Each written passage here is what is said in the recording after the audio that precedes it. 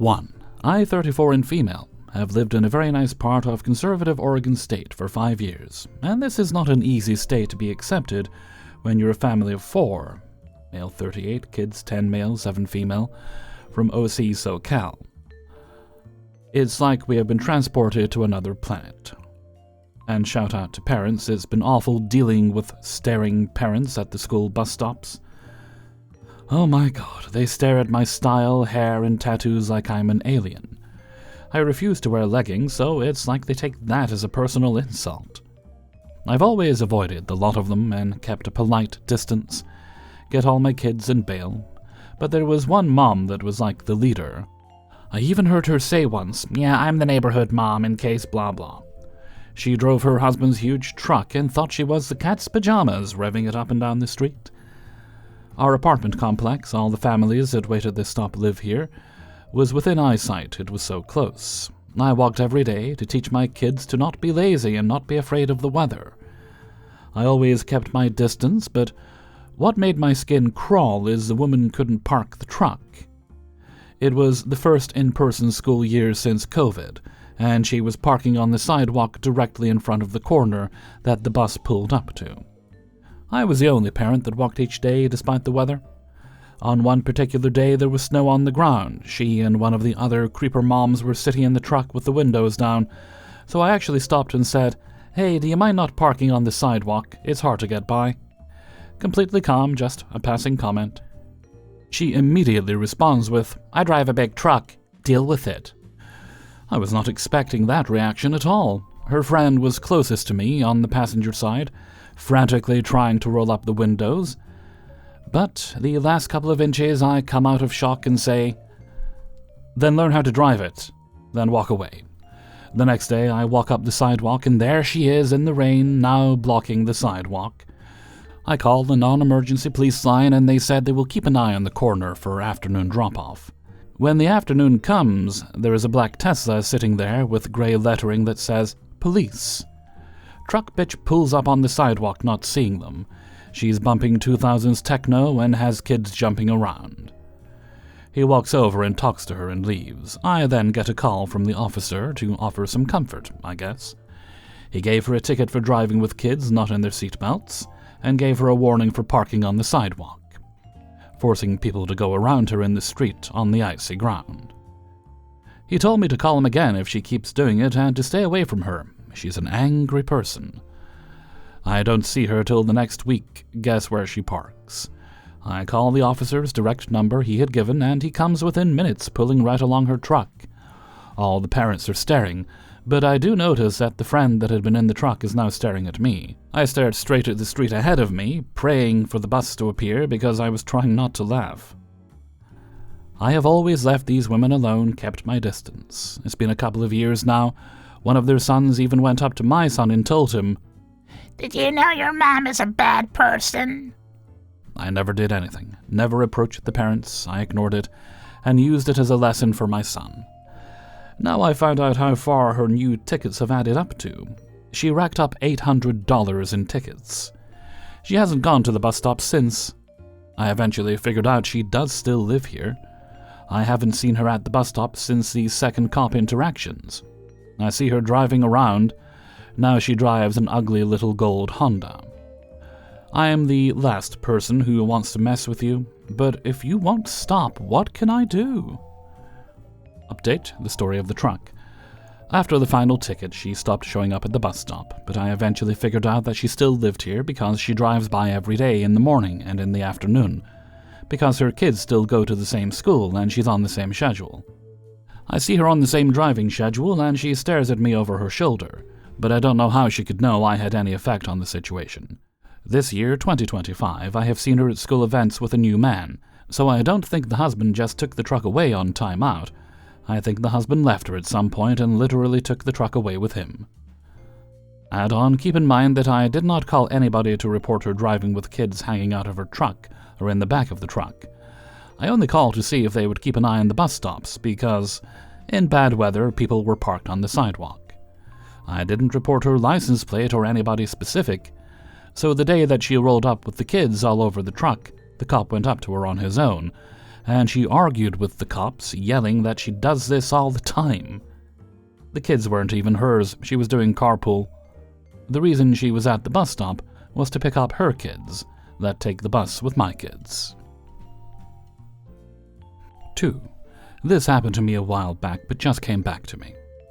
I used to work for an armored car company, something I did for a few years when I was in university and waiting for a position that would be my future career.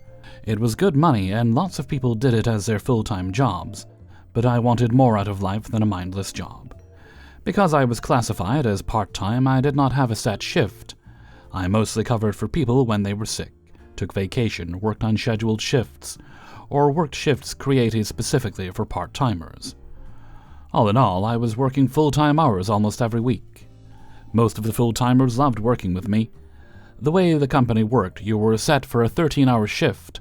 However, if you managed to complete your run in less than that, you'd still get paid the full shift.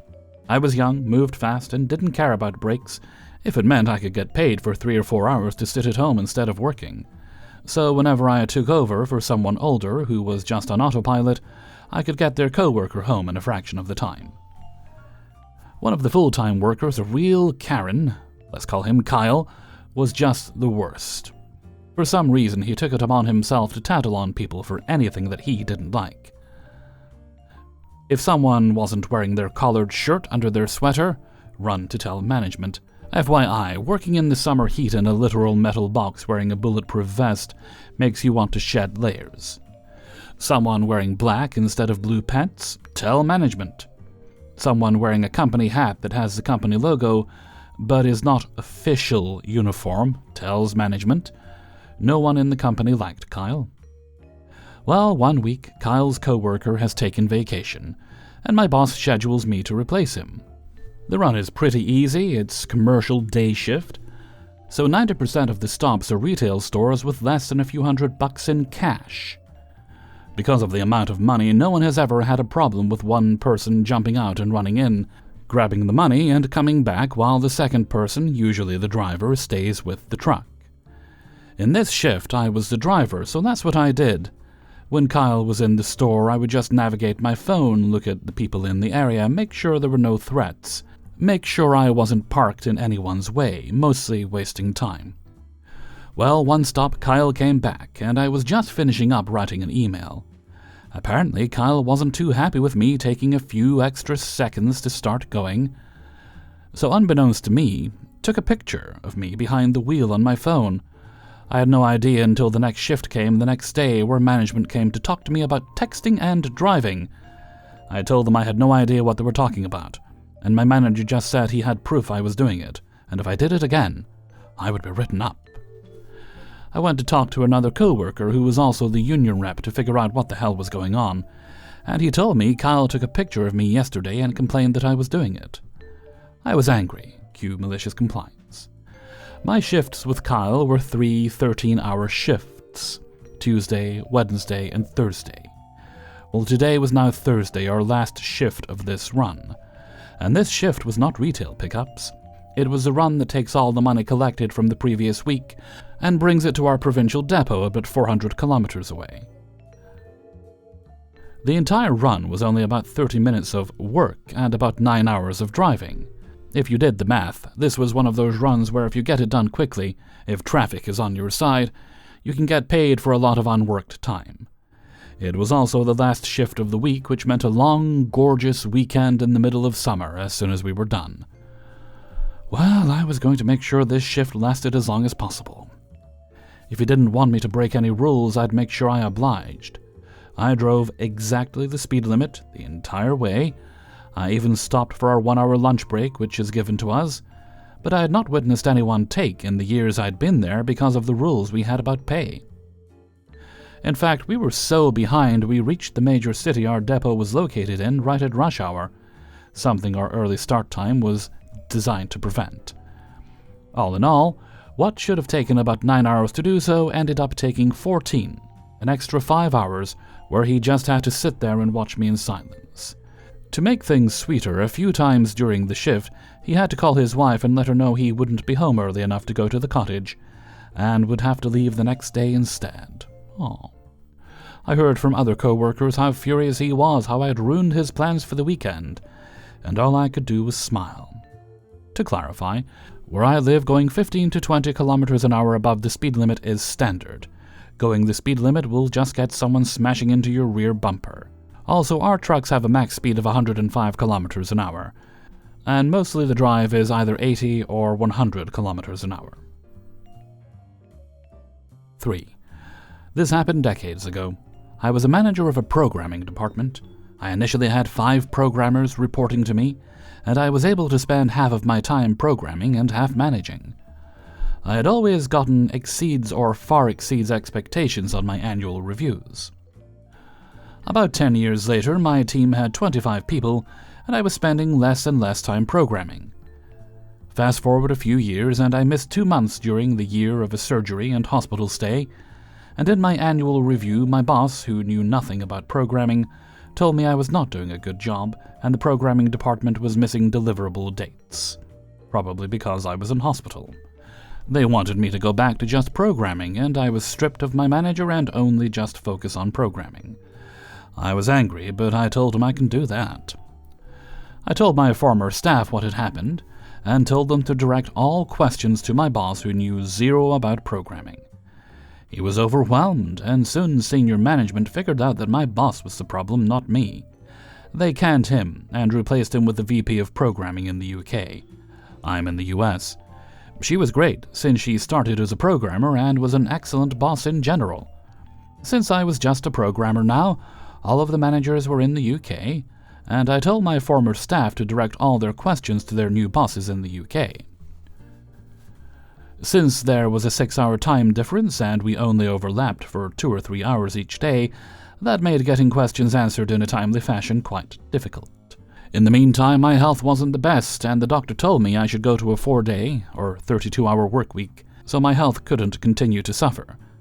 Since my employer was a strict 40-hour week company, I looked for another job and got 8 job offers in about a month. I was ready to resign.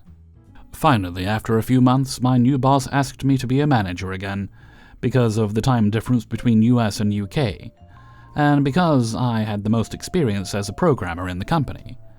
Instead, I gave her my resignation, and explained why. She asked me what it would take to get me to stay, and I told them I wanted a 10% raise and wanted a 4-day, 32-hour work week. I gave her 24 hours to respond. She spoke to higher-ups, and finally came back the next day, and agreed.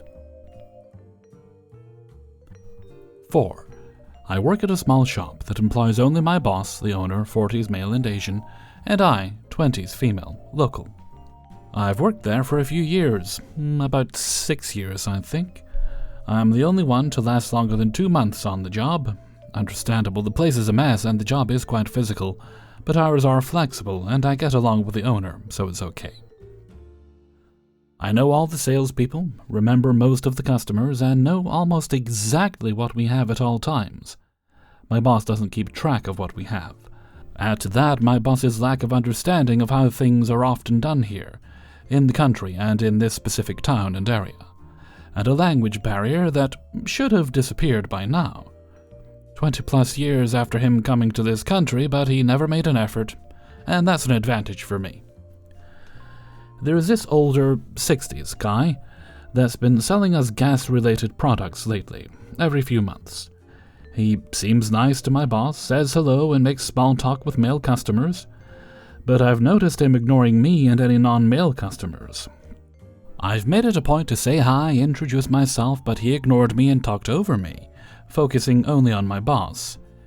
He'd even interrupt when I needed to communicate something job-related, acting like his sales were more important than us actually running the shop. Big mistake on his part. Now my pettiness started small, making a point to be louder when greeting him, like he was losing his hearing. Subtle jabs around women when he ignored them or tried to redirect boss's attention to him instead of the customers who needed his help. But at some point I had enough. The biggest perk of controlling like 90% of the shop myself is that I know how much space we have, what people ask for, and what we have. Most shop customer interactions fall on me, so it's on me to offer products or alternatives. And this guy is a small fish in a big sea of other fish. I started suggesting my boss buys most of what this guy tries to sell from our other suppliers instead. And what the guy has that others don't, or any new things, I convince him to buy less. To give a few examples, this guy always orders new products and tries to get my boss to buy at least 3 to 5 to see how they do. I keep making my boss buy only one, because the salesman shows up every month anyway. Or if I know people haven't been asking about that product or are okay with an alternative, I tell him not to buy it. There are some gas cans we get about the same price from another supplier, so I tell him to get it from the other guys who deliver to us bi-weekly, and bring other stuff too. Which makes it easier for us, more frequent deliveries, less chances for the stuff to break, and we have no storage area. So everything has to go on or under the shelves, so we can't buy much more than we can fit there. I know it's not very exciting, but watching his face fall in disappointment when I discourage my boss, or to annoyance, anger, discomfort when I'm around is very satisfying. And to make a bigger point, whenever he actually acknowledges me from the start and is not a prick to women, I don't push back as much, or even let my boss know we're low on something. This guy shouldn't be in sales. He still hasn't made the be nice to the lady to sell more connection in his head yet. He might retire without making it, but at that point, it will no longer be my problem. 5. I, 44 and female, live in an upper-middle-class neighborhood that's pretty vast. 75 or so homes built between the 1970s and 1990s. No HOA, but a neighborhood association and crime watch org, neither of which I'm a part of. We purchased the home in 2021. Everyone we've met has been very friendly for the most part. My children are teenagers, so we haven't explored much of the neighborhood. We often see other people that I assume live elsewhere, park in front of my home or near it to walk around our neighborhood as well. A couple of years ago, we adopted a puppy. I checked out the distance of the bordering streets of our neighborhood, one of which our home sits on, and found it is 3.20 miles. So, walking the outer edges of the neighborhood became my normal dog walking route. A few weeks ago, our local park was closed for renovations, so I began exploring all the connecting streets inside my neighborhood to give him new things to see and smell. This, of course, gave opportunity to meet new neighbors.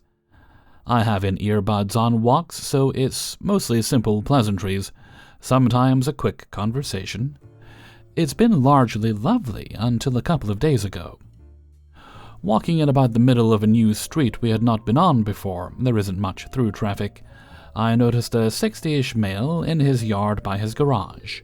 I gave a cursory smile and a wave, but noticed he was speaking.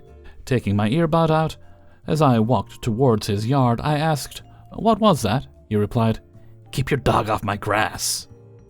I was a little shocked by the rudeness in tone, so I replied with a sort of giggle, "He wasn't near your grass, but okay." I'm shaking my head, walking away. Louder, he yells that he doesn't care and that he doesn't want the effer on it. I was almost too stunned to speak, but I managed, "Well, I don't want strange bloated men barking orders at me. So when he craps in your yard, you can say something. Until then, go screw yourself." I'm walking fast, calling my husband completely enraged. I was literally carrying a bag of crap in my hand because I'm not that kind of person, and I pick up after my dog. I'm about 2 streets over when I see a black Suburban creeping past a stop sign. It's him. I recognize it from his driveway. He's speeding up to me. I think to run me or my dog over. We hop into someone's yard off the curb. He speeds by and yells, "F you, bitch," while giving me his fat red finger out of the window. Now I'm smoking with anger. My dog is confused, but he just let me know that no one is home at his house. I circled back and opened my steaming bag in the center of his driveway, being careful to gauge where his tires would hit. It was a heavy load too, 4 turds, but it wasn't enough. I'm still angry. I go home, look up his address, find his name, socials, all that. His birthday is in 2 days. I smile because I know I'll have a special present for him. I call my most unhinged friend that happens to have 2 dogs. She's happy to collect samples for me. At home, I do the same, and in 2 days' time, have a ripe pile of poop from 3 dogs. I purchased a manila envelope, grabbed some Easter crinkle confetti paper and some gloves to get working his birthday present. I'm sure to grab the envelopes with bubble wrap on the side. I address it to him and write, "Happy Birthday," in large letters underneath, stuff it with dog crap and fill just the top with enough crinkle paper that it's hard to see what's inside. I walk it alone to his home on his birthday and put it in his paper box very early. Then I came back at mail time and wait on the nearest cross street hidden. I see him come out directly after the mail truck. He grabs my manila envelope. Yes! I can taste the revenge on my tongue. I'm about to walk the opposite direction home, but I see him opening the envelope. A front row seat. This is beautiful. He is halfway up his drive when I hear, "What the f..." followed by, "God damn it, Al," as he's trying to fling crap from his hand. I start running. I know he is going to instinctively look around. I'm out of there. My heart was jackhammering in my chest.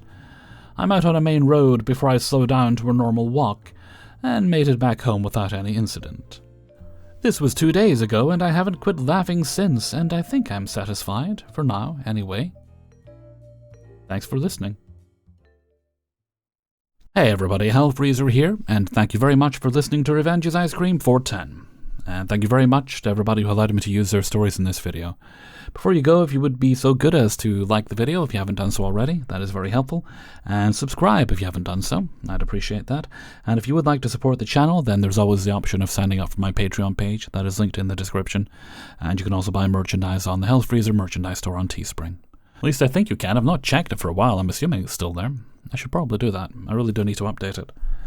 Okay, and that's all the business out of the way, so let's move on to Hellfreezer's question of the day. And today's question is, if you were going to, in honor of the last story there, if you were going to send someone something in an envelope that had annoyed you, what would you send? How do I put this gently? There's a website called eatadick.com. At least I think that's it. I'd have to check. In fact, I'm going to check. Okay, I checked. That's not actually the name of it. It is called Dick at Your Door. I'm sure there's other websites that do similar things, and they sell bags of gummy dicks, possibly chocolate ones as well, that say, "Hey, you eat a dick." So if I was going to send someone to something to someone that had annoyed me, I'd probably just send them gummy dicks, because that way you send a very clear message, but you're probably not going to get in legal trouble if they happen to find out it was you, because hey, who doesn't like candy?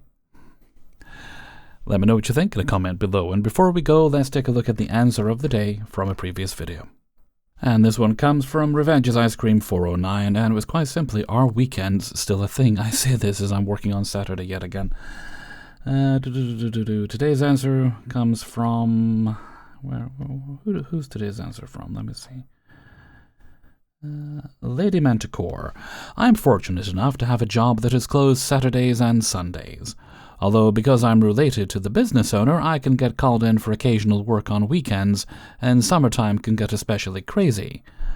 Our Friday closing time is 5 p.m., or 1700 hours, and it's not uncommon to go another hour or two over, depending on how many rental cars we need set up for weekend pickup. That's a lovely answer, and thank you very much, Lady Manticore. Also, I did this the other week, and somehow like an idiot while I was trying to pin this answer, I did it again and accidentally deleted it. So I apologize, Lady Manticore. I do appreciate your answer, and that's why I wanted to preserve it in the video.